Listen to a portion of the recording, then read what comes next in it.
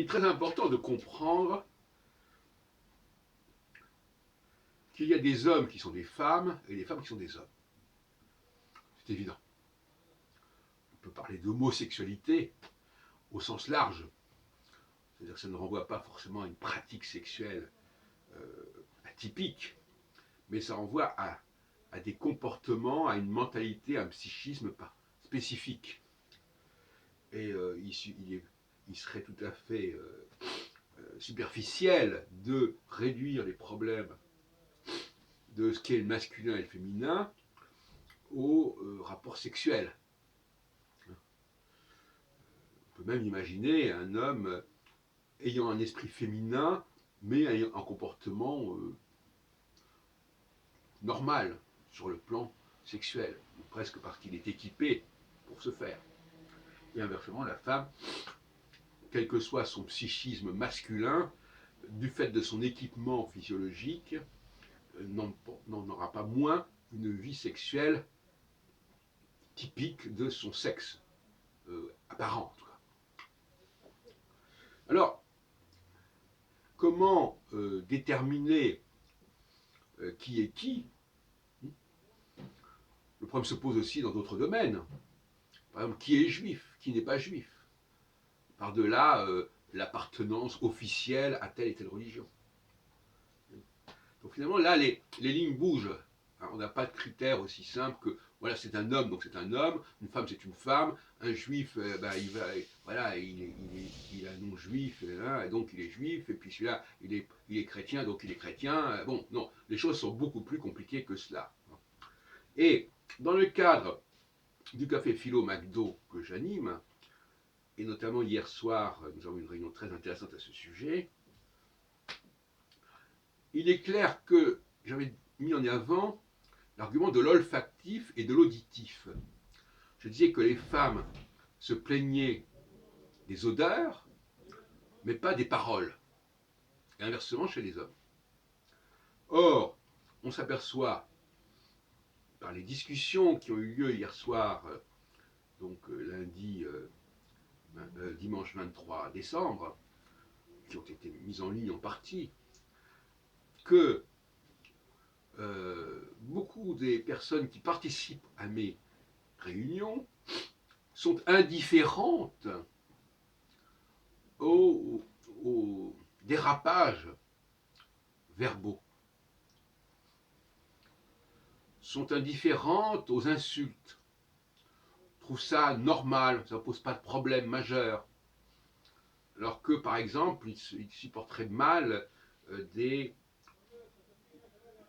tout ce qui est de l'ordre du contact physique. Par exemple, c'est beaucoup plus grave de donner une gifle à quelqu'un ou un coup de pied à quelqu'un que de l'insulter. Beaucoup plus grave. Bon. Donc, on voit bien que le groupe dont je m'occupe dans le cadre des cafés philo McDo est constitué essentiellement, même exclusivement à la limite, de gens qu'on pourrait qualifier d'homosexuels, au sens où je viens l'entendre, c'est-à-dire des gens qui ont un psychisme féminin par-delà leur pratique sexuelle, qui est un autre problème. Ça explique aussi, d'ailleurs, entre parenthèses, qu'il y a un certain nombre de femmes remarquables, comme Margaret Thatcher ou Angela Merkel, qui ont quelque part un psychisme masculin, tout en ayant une constitution féminine. Donc les choses ne sont pas comme ça.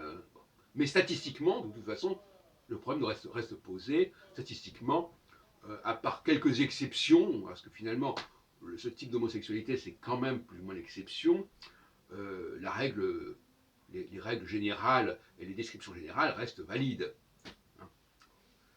Mais certains aiment bien brouiller les pistes en disant « Ah oui, mais il y a ce cas-là qui fait que, donc on ne peut pas dire que, etc. » Bon, c'est de bonne guerre.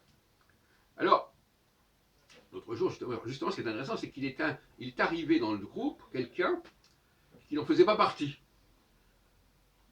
et qui a rejoint le groupe et qui a une mentalité totalement différente des autres personnes du groupe.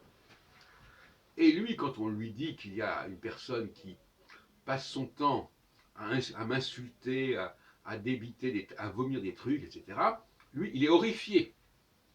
En revanche, les autres, ils disent bon, non, tant qu'on n'est pas encore, tant qu'on n'est pas passé au coup, c'est pas grave, voilà. Bon, et donc ça, cette indifférence ou cette tolérance, cette indulgence pour les débordements de la parole, c'est caractéristique de l'ensemble de ce groupe. Et ça caractérise le fait que ce groupe soit constitué de gens qui sont en quelque sorte invertis, quelque part, psychiquement.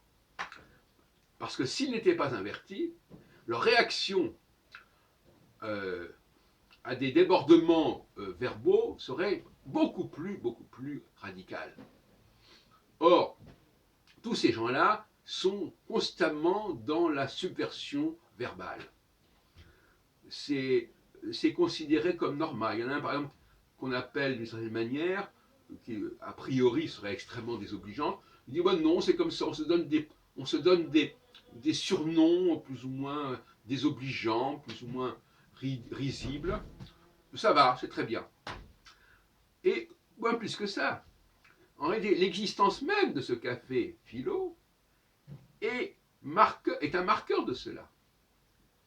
Que ces gens soient polarisés autour de moi, c'est déjà typiquement une forme de polygamie. La chose, au sens où on l'a entendu hier dans la discussion.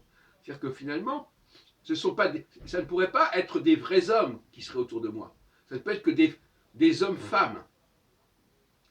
Et on voit donc qu'effectivement, d'une part, il y a une sorte de d'aimantation, de convergence autour de moi. Et deuxièmement, donc ça c'est typiquement féminin, au sens que j'ai entendu dans différentes vidéos, notamment celles que je mets en ligne aujourd'hui. Mais deuxièmement, cette espèce de liberté de la parole qui les amène à détenir des propos antisémites absolument effarants, par exemple, donc à enfreindre toutes les règles de la bienséance de la parole, ça aussi c'est typiquement féminin. Donc là, on a un élément tout à fait intéressant. Et il me semble que